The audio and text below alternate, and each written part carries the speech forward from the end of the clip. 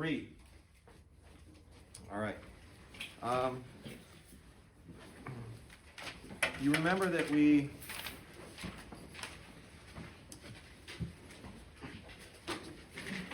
had the combined gas law. What was the combined gas law?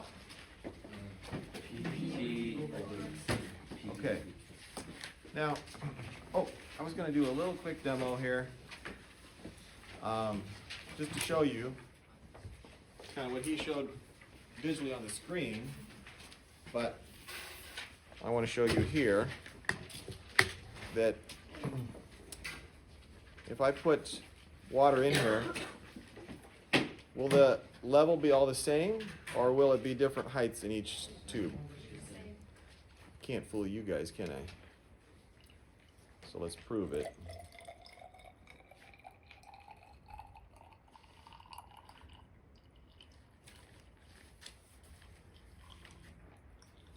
Can you see it? Does it look like it's the same? It is. Even though they're different shapes, different volumes, they're all the same. And we use this simple technology, a tube like he had, I use when I'm building houses to set up the foundation. The tube, no matter how it lays, it'll always be level. And so we can figure out this point, and I can build a building, or you can build a building that is level based on the fact that water will find its level no matter what shape it's all in. All right. Now, there's an interesting math problem that, now I'm a math teacher, but we'll blame our math teacher here on math teachers. Generally, if I told you 1 plus 1 would equal 2, would you agree with that? Oh, you wouldn't? 1 plus 1 is not 2? It's 3? Yes. Oh, okay. All right. Would our math teachers agree with you? They would. If they were like, They're smart. like you. Yeah. All right, let's take our old equation of water. Hydrogen plus oxygen, makes what? H2O. H2O. Plus. Okay, and to balance this, we need that, right? So I want you to notice there's an imaginary 1 here, right? There's a little 1 here. So we have 2 plus 1 equals 2. 2 plus 1 equals 2. Now, is this a gas or a liquid? It's a gas. So I'm going to draw a balloon. And there's 2 balloons of H2. And, well, that's not a very good balloon. Try that again. And a balloon of O2. When we get on this side, are we going to get a liquid or a gas? Okay. It's a gas because it's hot. If we combined 2 balloons of hydrogen plus 1 balloon of oxygen, we would get 2 balloons of hydrogen. 2 plus 1 equals 2. Now, this is one of the questions that Gay-Lussac was trying to wrestle with. Doesn't seem like it should make sense. So we can blame him for the next law on page 366. Gay-Lussac's law of combining gas volumes. He said that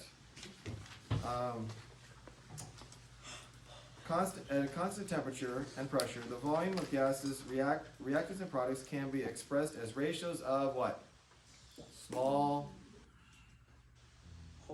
whole numbers. Have we heard this before? Yep. Ratios of small whole numbers. It's beautiful. It feels good, but it doesn't necessarily make sense. Why does that work? You think you'd have 2 plus 1 should give me 3. It just should add up, right? But it doesn't. So what's going on here? It turns out that when it comes to gases are not affected by the size of the particle. Because what is the distance between the particles? Do you remember? Far. They're far. About 1,000 times farther. So it's kind of like a school bus. If we wanted to know how many buses we need to take everybody here to go to the beach boardwalk, do we need to know your weight?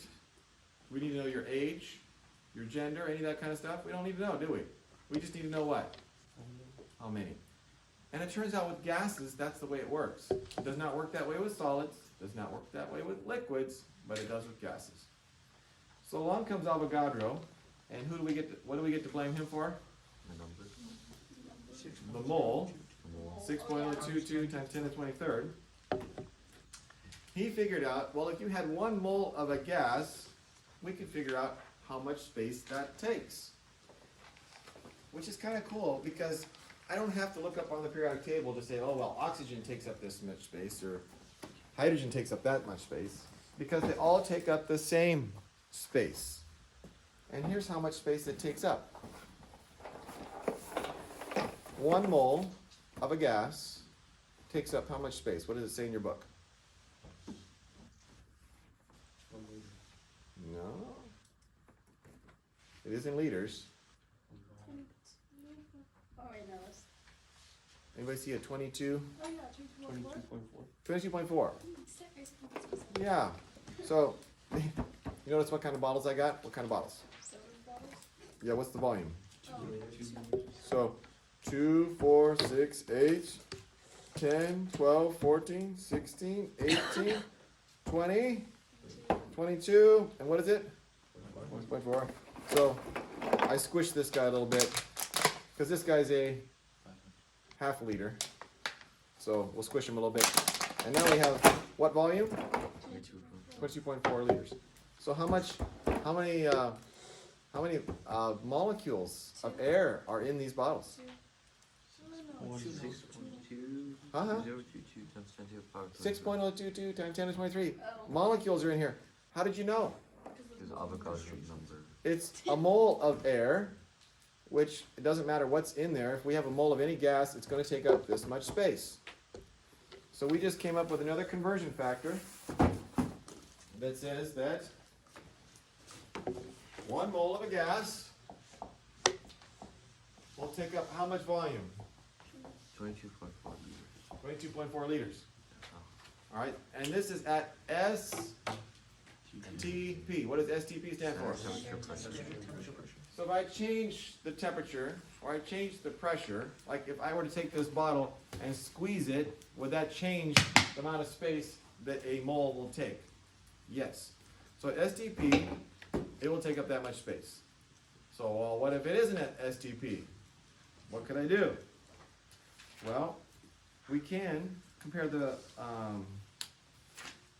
volume, and I'm going to erase this.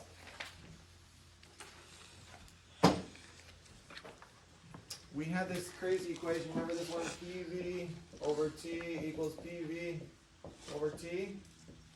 What was that one? Combined gas law.